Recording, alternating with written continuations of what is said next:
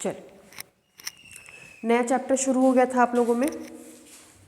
Unit 1 ख़त्म हो गया था। यूनिट 1 की शीट जो है कल मिलेगी, तैयार हो गई है, प्रिंटिंग के लिए गई हुई है। यूनिट 2 आपका था प्लेन एंड स्ट्रेट लाइन। ठीक है, देखिए प्लेन एंड स्ट्रेट लाइन अगर आप कुछ बुक्स में देखेंगे तो ये 2 चैप्टर करके दिया हुआ है, किसी में 1 चैप्टर करके दिया हुआ है। जितना इनफ होगा उतना आपको बता दिया जाएगा। कल हमने प्लेन शुरू किया था, प्लेन का जनरल इक्वेशन आपको बताया था। आपसे कहा था 3D में अगर कोई भी लीनियर इक्वेशन लेंगे, मतलब ax plus B Y plus C Z plus D is equal to 0, तो ये ए एक्स वाई जेड में लीनियर इक्वेशन है, इसको प्लेन का इक्वेशन कहेंगे। उसके बाद कहते कि किसी पॉइंट x1 y1 z1 से पास करेगा तो x1 y1 z1 इसको क्या करेगा, सेटिस्फाई करा दिया था। फिर हमने सब्सट्रैक्ट कर दिया था। सेटिस्फाई कराने के बाद सब्सट्रैक्ट करने पर जो मिला था वो उस प्लेन का इक्वेशन था जो कहाँ से होकर के पास कर रहा था, x1 y1 और z1 से होकर के पास कर रहा था। ठीक है, लिखिए इसके बाद, लिखिए equation of the plane in various form. Equation of plane in various form.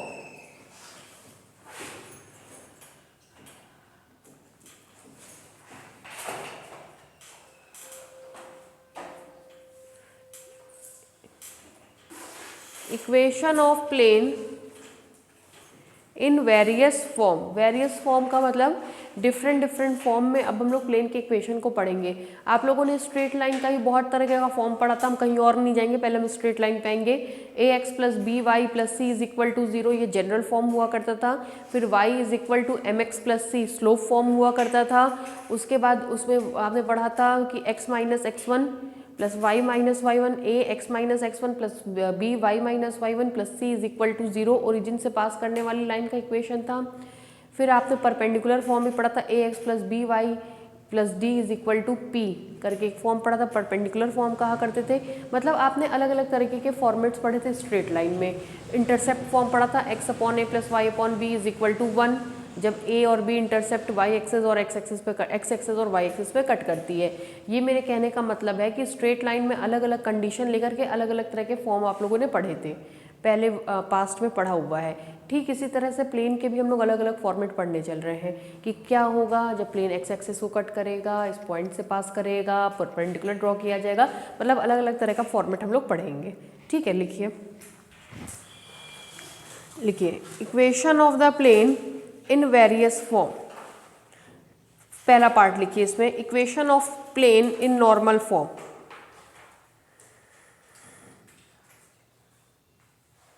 Equation of plane in normal form.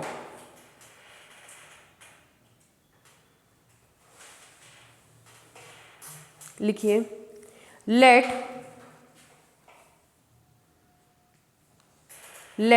ON be the perpendicular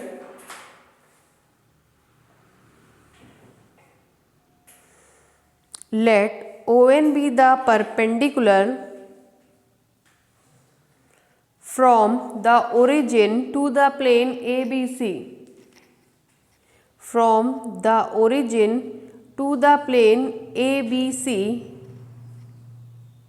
and L, M, N be the direction cosine of this perpendicular line.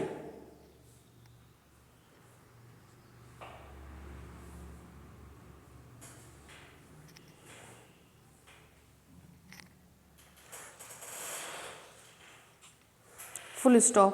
Take any point capital P bracket में x, y, z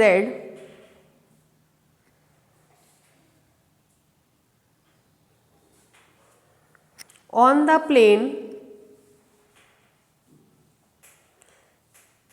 plane and join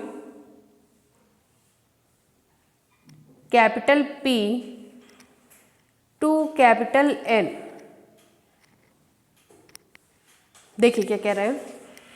सबसे पहले आपसे एक plane की बात कर रहा है। मान लीजिए 3 डायमेंशन में आप स्टडी कर रहे हैं, तो ये हमारी 3 एक्सिस हो गई। ठीक है, एक्स एक्सिस, वाई एक्सिस और जेड एक्सिस। इसको नाम दे रहे हैं ओरिजिन का, ये हमारी एक्स एक्सिस, वाई एक्सिस और ये जेड एक्सिस। सबसे पहले हम लोग इसमें एक प्लेन लेकर के चलेंगे। मान ले रहे हैं ये रहा हमारा कोई प्लेन, इस प्लेन को हम लोग नाम दे रहे हैं ए, बी और सी का। कह रहा है इस प्लेन का हमको जो फॉर्म पढ़ना है वो परपेंडिकुलर फॉर्म पढ़ना है। तो जाहिर सी बात है इस प्लेन के ऊपर कोई ना कोई परपेंडिकुलर ड्रॉ किया गया होगा। इस प्लेन के ऊपर हम ओरिजिन से एक परपेंडिकुलर ड्रॉ कर रहे हैं। ठीक है, ओरिजिन से एक परपेंडिकुलर ड्रॉ कर रहे हैं। ये रहा ओ एन कोई परपेंडिकुलर जो इस प्लेन के ऊपर ड्रॉ किया गया है। भाई प्लेन का मतलब समझ लीजिए ये ब्लैक बोर्ड, इस ब्लैक बोर्ड पे ओरिजिन से क्या ड्रॉ किया गया है, परपेंडिकुलर। तो वो उस प्लेन पर स्थित सभी लाइन के क्या होगा, परपेंडिकुलर। मतलब इस प्लेन में स्थित सभी लाइन के क्या होगा, परपेंडिकुलर। आगे आपसे कहा है कि कोई पॉइंट P ले लीजिए। मान लीजिए ये कोई पॉइंट हमने ले लिया P, एक्स वाई जेड, मिला दीजिए, इसको इससे मिला दीजिए, इसको इससे मिला दीजिए, तो आपको दिख रहा होगा OPN एक राइट एंगल ट्रायंगल बन गया। ठीक है, ओरिजिन से भी किसी भी पॉइंट को मिलाते हैं तो वो रेडियस वेक्टर कहलाता है R। तभी आप कहते हैं R is equal to under root X square plus Y square. तभी आप क्या कहते हैं, R इज इक्वल टू, देख लीजिए पाइथागोरस थ्योरम लगाएंगे, हाइपोटेन्यूज की value R is equal to under root X square plus Y square. ये आपका डायग्राम है। चूँकि इसका प्रूफ नहीं आता है तो बहुत खींचतान इसमें अब हम नहीं कर रहे हैं, बस अब हम आपको डायरेक्टली फॉर्मूला लिखवा रहे हैं कि फॉर्मूला इसका क्या होगा। ठीक है, लिखिए,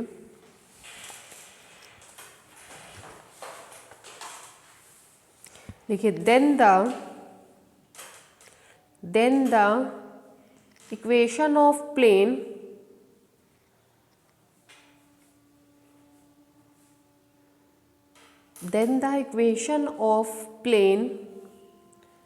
in general form is given by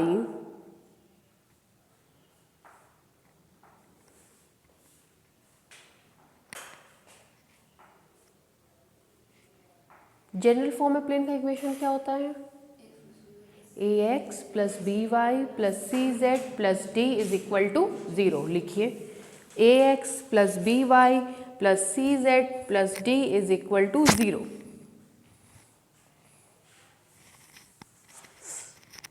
नीचे से लिखिए, hence in normal form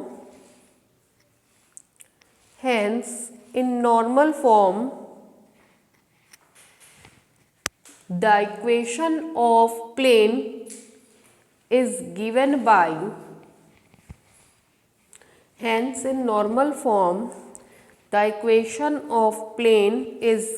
by देखिए जनरल इक्वेशन हमने आपको लिखवाया ax plus by plus cz plus d is equal to 0। इसी का हमको नॉर्मल फॉर्म चाहिए। नॉर्मल फॉर्म का मतलब ये होता है कि नॉर्मलिटी की कंडीशन लगा दीजिए। नॉर्मलिटी की कंडीशन जैसे ही आप लगाएंगे जो इक्वेशन आपको मिलेगा वो नॉर्मल फॉर्म में कहलाएगा। ठीक है, तो होता क्या है, नॉर्मल फॉर्म में इक्वेशन क्या आता है वो बता रहे हैं, a upon under root A square plus B square plus C square into X. ध्यान से देखिएगा, इसी से रिजेंबल करता हुआ आएगा, B upon under root A square plus B square plus C square into Y plus C upon under root A square plus B square plus C square into Z is equal to minus D upon under root A square plus B square plus C square. मतलब मोटा मोटी ऐसे समझिए, यदि हमको general form दिया गया हो तो उसमें अंडर रूट ए square plus B square plus सी स्क्वायर से डिवाइड कर देंगे, जो मिलेगा वही क्या कहलाएगा, नॉर्मल फॉर्म। वही क्या कहलाएगा, नॉर्मल फॉर्म। एक्चुअल में हुआ क्या, ऐसे समझिए, ये हमको कह रहा है कि जो नॉर्मल है ओवन, उसका डायरेक्शन कोसाइन हमको पता है LMN। ठीक, तो ये लाइन इस प्लेन में होने वाली सभी लाइन के क्या होगी, परपेंडिकुलर होगी। सभी लाइन के क्या होगी, परपेंडिकुलरिटी की कंडीशन क्या होती है, LL1 plus MM1 plus NN1 is equal to 0। वो कंडीशन लगाएंगे, वो कंडीशन लगाने के बाद वैल्यूज निकाली गई है तो वो ये आती है। ठीक है, शाइन कर रहा है तो बंद कर दीजिए एक लाइट। तो ये वैल्यूज़ आती है, उसी वैल्यूज़ को पुट कर दिया गया है तो ये आपका रिजल्ट मिल गया है। ठीक है, हाँ उसमें देखिएगा फ्लैश लाइट ऑन है ना। ठीक है, लिखिए is given by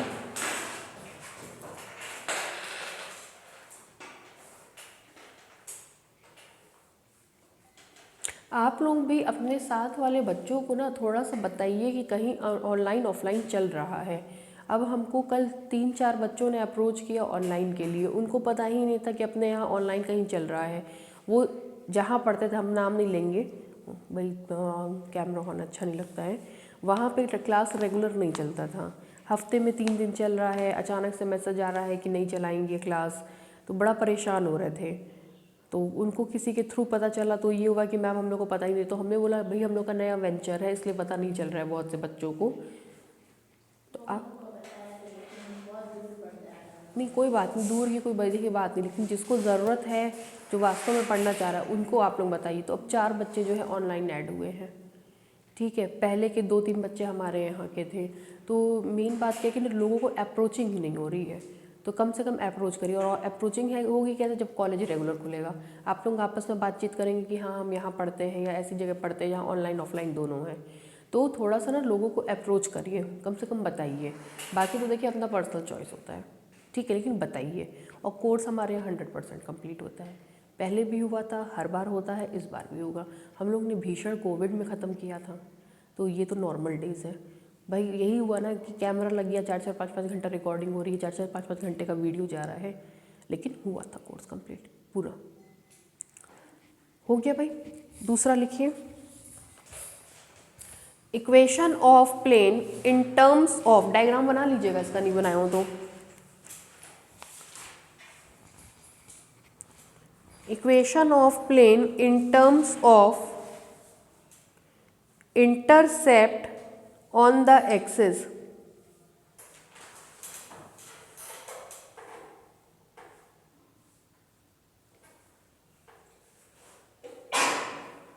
Equation of plane in terms of intercept on the axis. Line का इक्वेशन क्या होता है इंटरसेप्ट फॉर्म में, अभी हम जिक्र कर रहे थे आपसे। एक्स एक्सिस पे ए इंटरसेप्ट करे, वाई एक्सिस पे बी इंटरसेप्ट कट करे तो इज इक्वल टू 1। हमने आपको कहा था 2 वेरिएबल में जो होता है वो किसका इक्वेशन होता है, लाइन का। यही 3 वेरिएबल में बन जाएगा तो किसका इक्वेशन होगा, प्लेन का। मान लीजिए प्लेन एक्स एक्सिस पे ए इंटरसेप्ट कट कर रहा है, वाई एक्सिस पे बी, जेड एक्सिस पे सी, तो क्या इक्वेशन होना चाहिए, X upon A plus Y upon B plus Z upon C is equal to 1। ये प्लेन का इक्वेशन है जो एक्स एक्सिस पे ए, वाई एक्सिस पे बी और जेड एक्सिस पे सी इंटरसेप्ट कट करेगा। ठीक है, लिखिए लिखिए, let the plane L X plus M Y plus N Z is equal to P makes N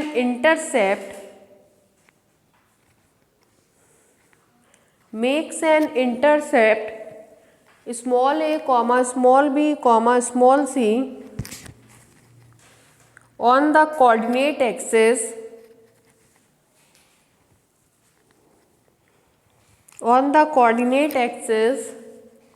at point capital A comma capital B comma capital C respectively.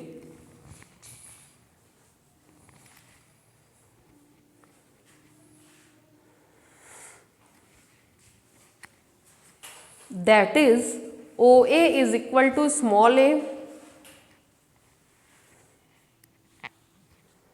comma OB is equal to small b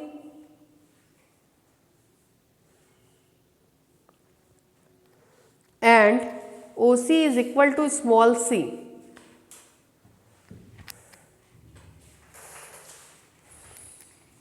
नीचे से लिखिए, then the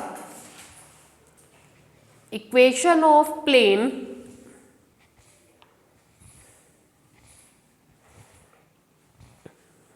in intercept form is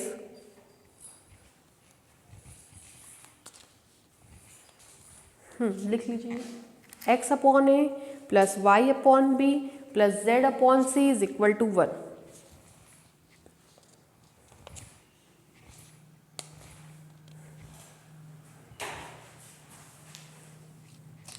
next headline डालिए, fresh headline इसी में। ये दो form आपको बता दिए गए, पहला नॉर्मल फॉर्म है और दूसरा इंटरसेप्ट फॉर्म है। देखिए सबसे ऐसे दिमाग में सेट करते चलिए, सबसे पहले प्लेन का general equation A x plus B Y plus C Z plus D is equal to 0, यहाँ लिख रहे लिखवाइए। सबसे पहले प्लेन का general equation A x plus B Y plus C Z plus D is equal to 0। उसके बाद उस प्लेन का इक्वेशन जो x1 y1 z1 से पास करता है, तो था a x minus x1 plus b y minus y1 plus c z minus z1 is equal to 0। ये उस प्लेन का इक्वेशन है जो x1 y1 और z1 से पास करता है। अगर प्लेन ओरिजिन से पास करे तो क्या होगा, x1 y1 और z1 की जगह 0, क्या मिलेगा ax plus B Y plus C Z is equal to 0। उसके बाद प्लेन का इक्वेशन परपेंडिकुलर फॉर्म में, परपेंडिकुलर फॉर्म में आपने पढ़ा था a upon under root A square plus B square plus C square into X plus B upon under root A square plus B square plus C square into Y plus C upon under root A square plus B square plus C square into Z is equal to minus D upon under root A square plus B square plus C square. ठीक है, उसके बाद आपने पढ़ा है intercept form. Intercept form में है x upon A plus Y upon B plus Z upon C is equal to 1। ठीक, ये प्लेन का जनरल इक्वेशन, ये the equation of plane which is passing through the point x1 y1 z1, this is the equation of plane which passes through the origin, this is the equation of plane which has its normal on, this is the equation of plane which has its intercept form and the intercept is a b c respectively on the axis ox oy and oz। ठीक है, ये इतने format है। यहाँ क्यों हमने लिख दिया, अभी इसी में हम बाकी का भी फॉर्मेट लिखवा देंगे तो आपके पास एक सब कलेक्शन हो जाएगा। ठीक है, चलिए उसके बाद लिखिए, नेक्स्ट हेडलाइन लिखिए, equation of plane, equation of plane passing through, नहीं अभी कुछ नहीं, बस ये समझते चलिए। Equation of plane passing through 3 given points. Diagram बना चुके हैं ना ये वाला आप लोग, नहीं तो डायग्राम के बना लीजिए। Equation of plane passing through 3 given points.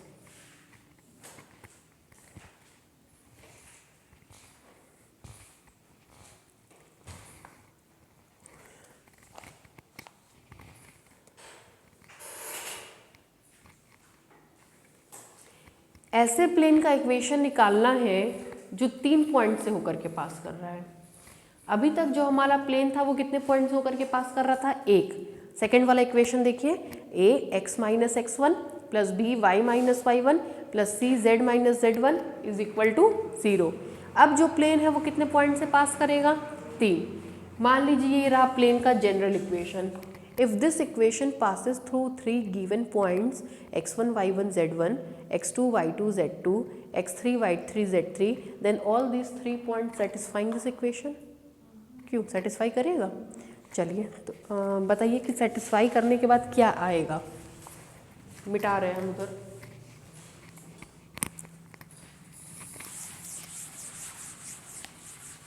चलिए भाई बताइए, सबसे पहले x1 y1 z1 को सेटिस्फाई करेंगे तो क्या आएगा, a x1 plus b y1 plus CZ1 plus D is equal to 0। ठीक, x2 y2 z2 सेटिस्फाई करेगा तो क्या आएगा, ax2 plus by2 plus cz2 plus d is equal to 0। x3 y3 z3 होगा तो ax3 plus by3 plus cz3 plus d is equal to 0। ठीक, कितने points थे, 3 गिवन पॉइंट्स, 3 गिवन पॉइंट्स हमने लिख दिए। उसके बाद जो है प्लेन का जनरल इक्वेशन है ax plus by plus cz plus d is equal to 0। 4 unknown quantity a b c d और 4 इक्वेशन कैसे सॉल्व करेंगे, साइक्लिक फॉर्म से सॉल्व करेंगे। सॉल्व कराइए, कहेंगे कि एलिमिनेट कर रहे हैं हम लोग ए बी सी को, ए बी सी और डी को एलिमिनेट कर रहे हैं। एलिमिनेट करेंगे तो सबसे पहले वाले इक्वेशन में ए का कोफिशिएंट क्या है, बी का, सी का, डी का 1। दूसरे वाले में ए का कोफिशिएंट 1, फिर x2 y2 z2 1, फिर x3 y3 z3। ये प्लेन का इक्वेशन होगा। ठीक है, तो ये उस प्लेन का इक्वेशन है जो 3 पॉइंट्स इतना, इतना और इतने से होकर के पास करता है। ठीक है, लिखिए ये पूरा, लिखिए let the plane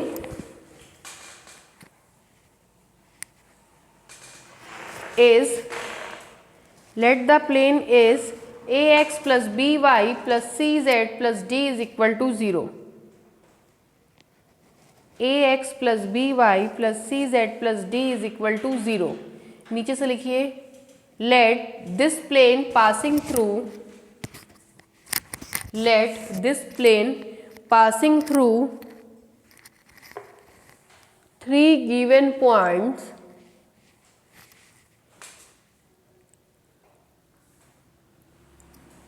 capital P bracket में x1 y1 z1 comma capital Q bracket में x2 y2 z2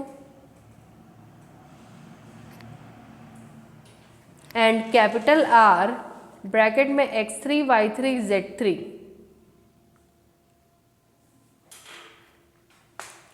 देन जहां आपने लिखा है ना let the equation of plane is, उसको इक्वेशन 1 डाल लीजिएगा, मतलब ax plus by plus cz plus d को 1 डाल लीजिएगा। हो गया। Then equation 1 must be satisfied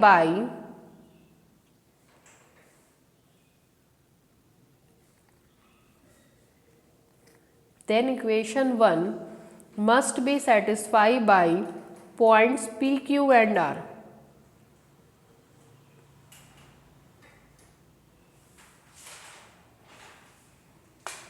satisfy कराइए।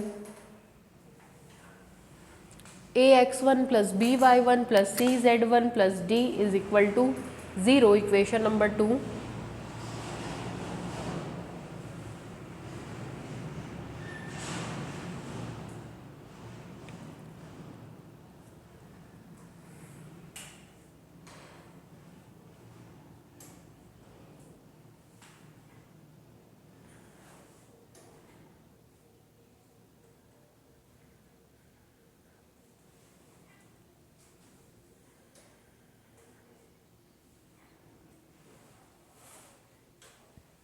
हो गया, चारों इक्वेशन लिखा गया आप लोगों के, फर्स्ट, सेकंड, थर्ड, फोर्थ। ठीक है, उसके नीचे से लिखिए एलिमिनेटिंग, किसको एलिमिनेट किया गया है नुपुर, वेरी गुड, डी है ना, a b c d. Eliminating a comma b comma c and D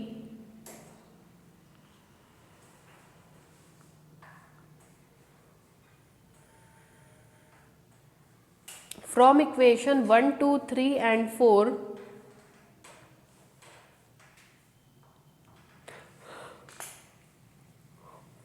comma we get, नीचे वाले डिटर्मिनेंट बना लीजिए,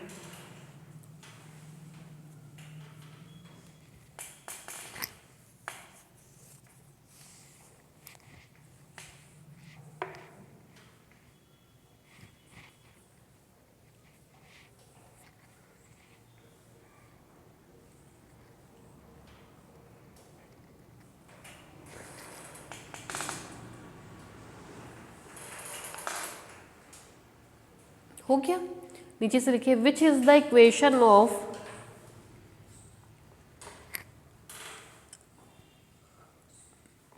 required plane, which is the equation of required plane that passes through 3 given points.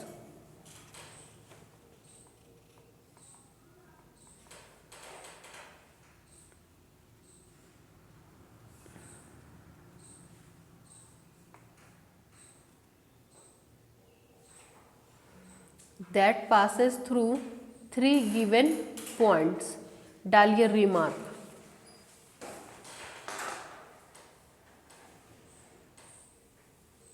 Remark में पहला word लिखिए condition for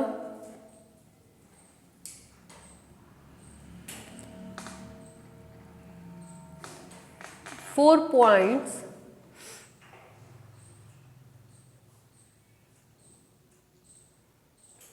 to be coplanar.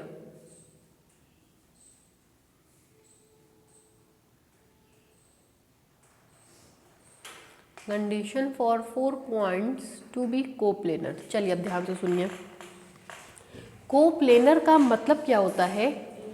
एक ही plane पर स्थित होना। अभी तक हमने एक ऐसे प्लेन का इक्वेशन निकाला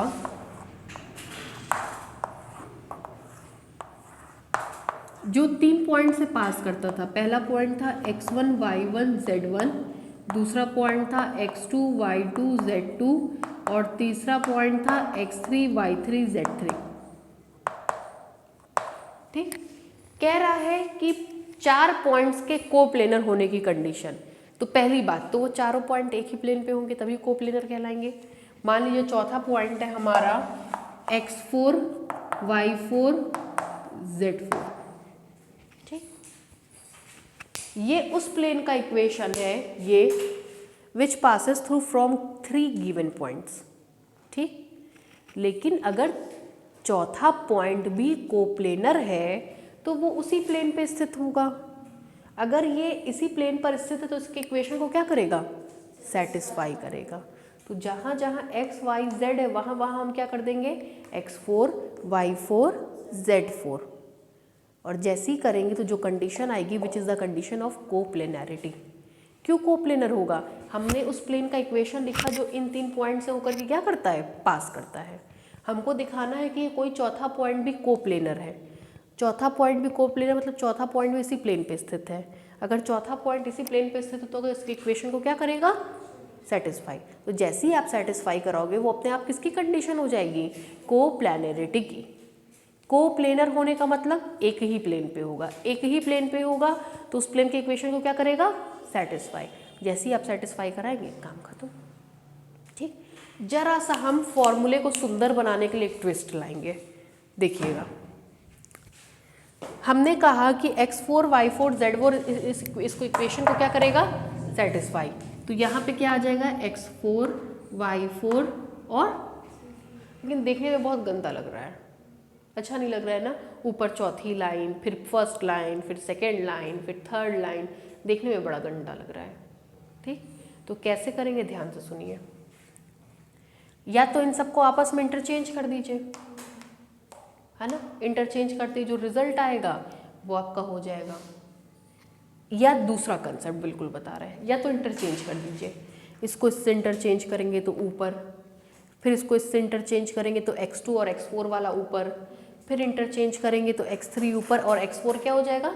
नीचे। मतलब सबसे पहले इन दोनों को इंटरचेंज करेंगे तो x1 ऊपर x4 यहाँ पे, फिर x4 और x2 को चेंज करेंगे तो x2 यहाँ पे x4 यहाँ पे, फिर x4 और x3 को चेंज करें तो x3 ऊपर x4 नीचे, सुंदर लगेगा 1 2 3 4, है ना।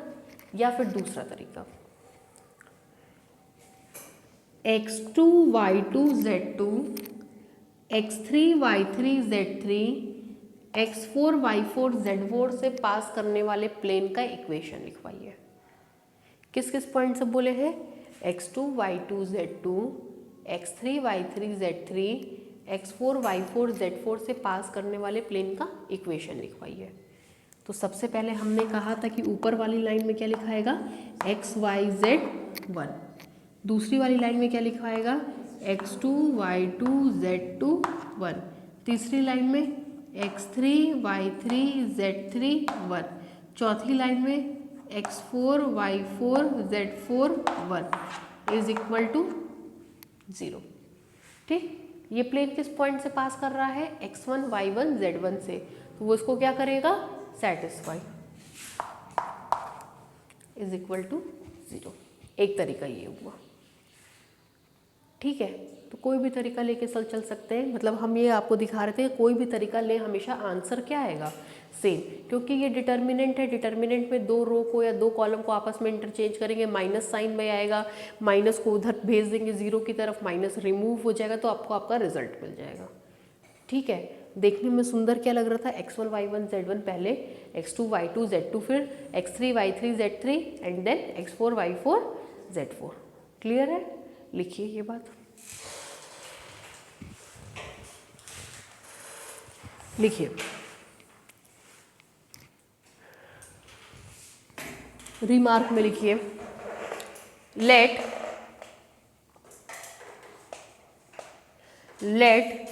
The plane passes through 3 points.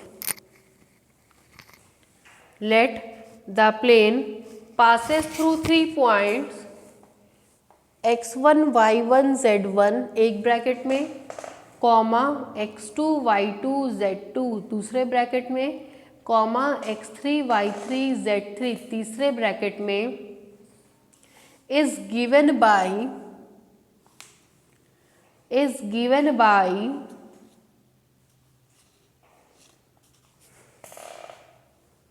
ऊपर जो आप लोगों ने लिखा था वो लिख लीजिए, डिटर्मिनेंट बनाइए, लिखिए x y z 1, फिर लिखिए x1 y1 z1 1, x2 y2 z2 1, x3 y3 z3 1 is equal to 0। जो ऊपर डिटर्मिनेंट बनी है वो डिटर्मिनेंट बना लीजिए, x1 y1 z1 x2 y2 z2 x3 y3 z3 से पास करने वाले प्लेन का इक्वेशन।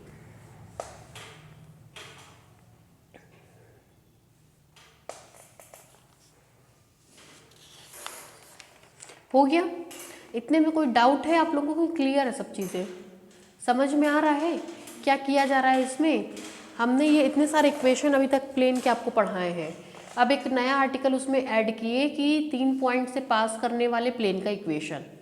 तो उसमें एक डिटर्मिनेंट बनकर आई जिसकी पहली रो में लिखा था x y z 1, दूसरे में लिखा था x1 y1 z1 1, तीसरे में लिखा था x2 y2 z2 1, चौथे में लिखा था x3 y3 z3 1 is equal to 0।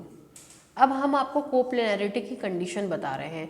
तो कोप्लेनरिटी की कंडीशन में अगर चौथा पॉइंट भी कोप्लेनर होगा तो प्लेन का इक्वेशन उस पॉइंट को क्या करेगा? सेटिस्फाई करेगा। तो हमने पहली ही लाइन में उसको रिमूव करके क्या लिख दिया? x4 y4 z4 1 is equal to 0, आपस में इंटरचेंज कर दिया तो ये हमको रिजल्ट मिल गया। ठीक है, फिर लिखिए since the fourth point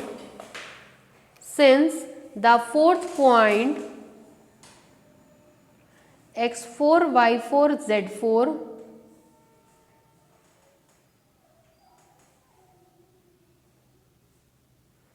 x4 y4 z4 also passes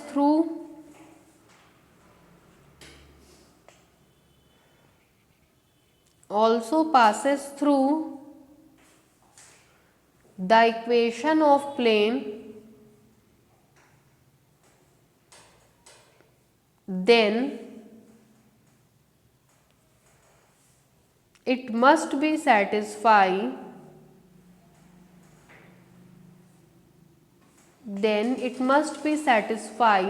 the above equation of plane।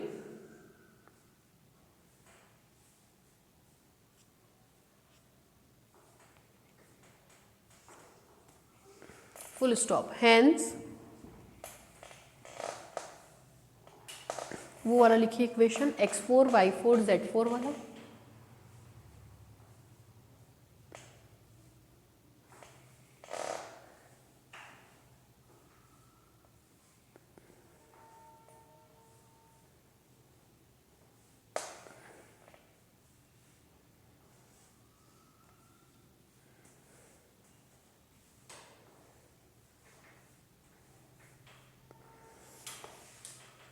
हो गया। ओ आर और करके नीचे वाला रिजल्ट लिख लीजिए।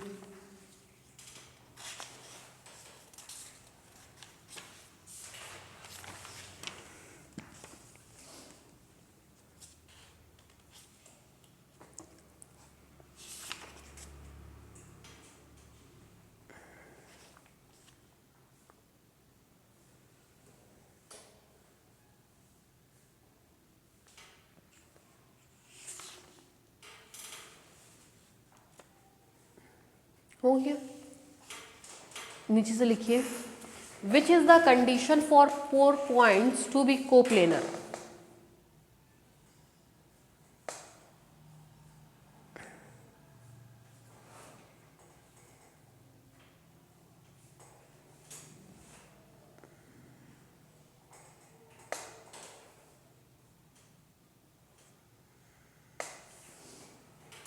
Which is the condition of 4 points to be coplanar। इतने में अब प्लेन का इक्वेशन खत्म आपका। ठीक है, प्लेन का इक्वेशन खत्म मतलब लास्ट फॉर्मेट जो प्लेन के इक्वेशन का हमने आपको लिखवाया है वो है xy z1 x1 y1 z1 1 x2 y2 z2 1 x3 y3 z3 1 is equal to 0। गिन लीजिए कितने इक्वेशन है। क्या हो गया? ठीक है, दुखी तो नहीं है ना। पहला है आपका general equation of plane which is ax plus B Y plus C Z is equal to 0। ये कौन सा फॉर्मेट है? 1 point passes through 1 point x1 y1 z1। this is the equation of plane which passes through origin। very good। this is the equation of plane in perpendicular form। this is the equation of plane in intercept form and this is the equation of plane which passes through 3 given points। उसके बाद आपको coplanarity की condition बताई गई, coplanarity of 4 points. तो उसमें कुछ नहीं, बस x1 y1 z1 4 पॉइंट्स आपस में कोप्लेनर होगी, उसकी कंडीशन 4x4 की मैट्रिक्स बन जाएगी। ठीक है, अब नेक्स्ट लिखिए एंगल बिटवीन 2 प्लेन्स। पहले हम प्लेन खत्म करेंगे, न्यूमेरिकल प्रॉब्लम लगवाएंगे, फिर हम लाइन खत्म करके न्यूमेरिकल प्रॉब्लम लगवाएंगे। तो 2 चैप्टर आपका इसमें कंप्लीट हो जाएगा, 1 यूनिट कंप्लीट हो जाएगी। Angle between 2 planes.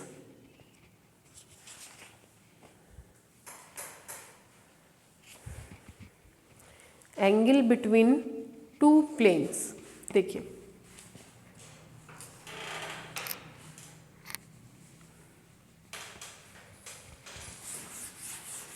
सबसे पहले 2 प्लेन का इक्वेशन लिया जाए।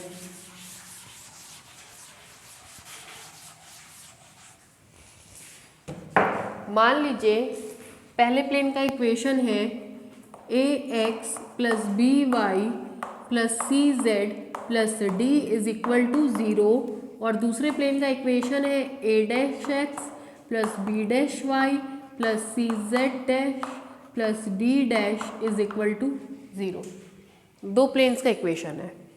कह रहा है दोनों प्लेन के बीच का एंगल निकालिए। ठीक है, तो पहले तो कंसेप्ट समझिए कि 2 प्लेन के बीच के एंगल का क्या मतलब है। देखिए, एक आपको जनरल थॉट समझाएं।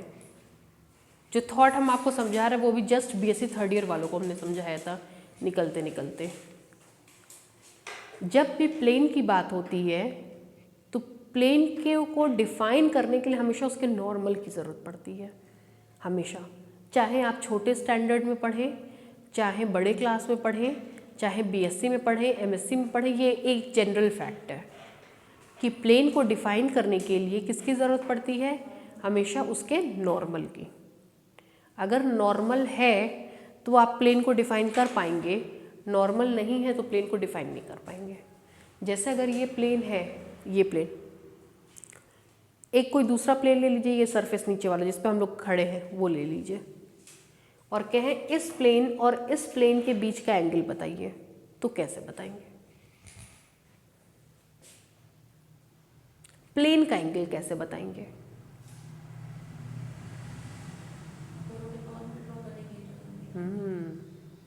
दोनों के नॉर्मल ड्रॉ करेंगे। इसका नॉर्मल ड्रॉ करेंगे तो ऐसे, इसका नॉर्मल ड्रॉ करेंगे तो ऐसे। तो दोनों के नॉर्मल्स के बीच का जो एंगल होता है वो हमेशा प्लेन्स के बीच का एंगल कहलाता है। ठीक। दूसरी बात, दो कर्व के बीच का एंगल बताइए। तो कहते क्या है कि उनके इंटरसेक्टिंग पॉइंट पर टेंजेंट ड्रॉ करेंगे, है ना। और जो इन दोनों के टेंजेंट के बीच का एंगल होता है वही उन दोनों कर्व के बीच का एंगल होता है। ये बात हम आज बता रहे हैं, अब जीवन भर याद रखिएगा। ये एकदम जनरल फिनोमेना है। जब प्लेन की बात आती है तो दो प्लेन्स के बीच का एंगल तो हमेशा उन प्लेन्स के नॉर्मल के बीच का एंगल। प्लेन के केस में हमेशा और हमेशा नॉर्मल लेते हैं, ठीक। और प्लेन को छोड़ करके बाकी जितने कर्व हैं उसमें टेंजेंट लेते हैं। प्लेन को छोड़ करके बाकी जितने कर्व हैं उसमें टेंजेंट लेते हैं। प्लेन में हमेशा नॉर्मल लेते हैं, प्लेन को छोड़ करके बाकी जितने भी कर्व होंगे उसमें हमेशा टेंजेंट लेंगे, ठीक। तो हमसे क्या कह रहा है यहाँ पे, दो प्लेन्स के बीच का एंगल बताइए। तो दो प्लेन्स के बीच का एंगल का मतलब दोनों प्लेन्स के नॉर्मल के बीच का एंगल, ठीक।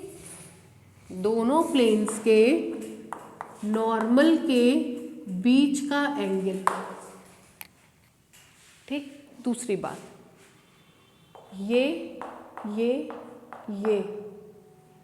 इस दिए गए प्लेन के नॉर्मल का डायरेक्शन रेशियो होता है। ये इस दिए गए प्लेन के नॉर्मल का डायरेक्शन रेशियो होता है, क्योंकि प्लेन हमेशा किससे डिफाइन होता है? नॉर्मल से। प्लेन हमेशा किससे डिफाइन होता है? नॉर्मल से। इसलिए ये डायरेक्शन एलिमेंट तो है नहीं, तो बाकी जो होता है वो क्या होता है? डायरेक्शन रेशियो ऑफ नॉर्मल होता है, ठीक है। क्लियर है ये चीज़?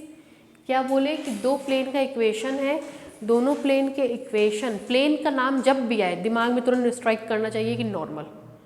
तो ABC और A', B', C' दोनों प्लेन के नॉर्मल का डायरेक्शन रेशियो है, ठीक। डायरेक्शन रेशियो से डायरेक्शन कोसाइन कैसे बनाएंगे अर्चना? अगर ये A', B', C' direction ratio है तो डायरेक्शन कोसाइन क्या होगा?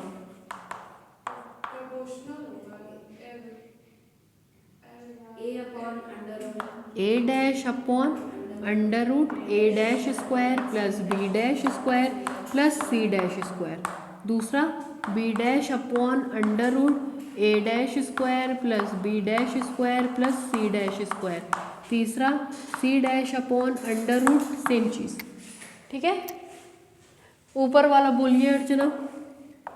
A upon under root A square plus B square plus C square, फिर B upon under root A square plus B square plus, फिर C upon under root A square plus B square plus, ठीक। अब दोनों के बीच का angle यदि theta हो तो cos theta is equal to L1 L2 plus M1 M2 plus N1 N2। क्या मिलेगा? Cos theta is equal to A upon under root A square plus B square plus C square into A' upon under root A' square plus B' square plus C' square, ठीक। दूसरा plus B upon under root A square plus B square plus C square into b dash upon under root A dash square plus B dash square plus C dash square. तीसरा C upon under root A square plus B square plus C square into C dash upon under root A dash square plus B dash square plus C dash square. ठीक, जिसको लिख सकते हैं cos theta, कुछ common दिख रहा है denominator में, under root A square plus B square plus C square into under root A dash square plus B dash square plus C dash square. क्यों भाई नुपुर, डिनोमिनेटर में ये कॉमन हो गया तो ऊपर क्या बचेगा, A dash plus B dash plus C dash. यही फॉर्मूला होता है। ठीक है अन्नू, है ना। चलिए याद तो हुआ हमको। अगर दोनों परपेंडिकुलर होंगे तो एंगल कितना होगा, 0 डिग्री। अरे परपेंडिकुलर होंगे एंगल कितना होगा, 90 डिग्री होगा। इफ परपेंडिकुलर, जैसे ही परपेंडिकुलर होंगे तुरंत थीटा की वैल्यू cos 90 की वैल्यू 0, cos 90 0 करेंगे तो कंडीशन मिलेगी A dash plus B dash plus C dash is equal to 0। If parallel, अब यहाँ पे साइन नहीं है कि पैरेलल वाला काम कर सके तो इसी में करना पड़ेगा मजबूरन। पैरेलल तो थीटा की वैल्यू 0, cos 0 डिग्री की वैल्यू 1, cos 0 डिग्री की वैल्यू 1। तो ऐसे केस में ये इधर आ जाता है, दोनों पक्षों का स्क्वायर करेंगे, सॉल्व करेंगे तो वैल्यू आती है A upon A dash is equal to B upon B dash is equal to C upon C dash. मतलब पैरेललिज्म के केस में प्रोपोर्शनल होता है, पैरेललिज्म के केस में प्रोपोर्शनल होता है और परपेंडिकुलर के केस में 0 होता है। ठीक है, लिखिए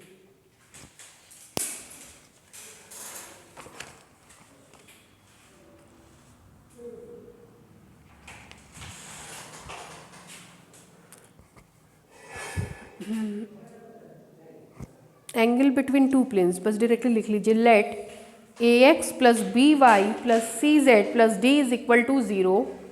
late a x plus B Y plus C Z plus D is equal to 0 and a dash x plus B dash y plus C z dash plus d dash is equal to 0 be the two equations of plane।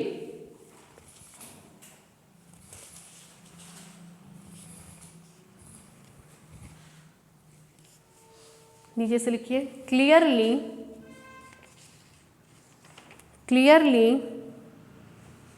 A b c and a dash b dash c dash, clearly a b c and a dash b dash c dash किसका direction ratio होगा, ये normal का। Are the direction ratio of normal to the given planes, are normal to the given planes, full stop. नीचे से लिखिए if theta be the angle between them, if theta be the angle between them then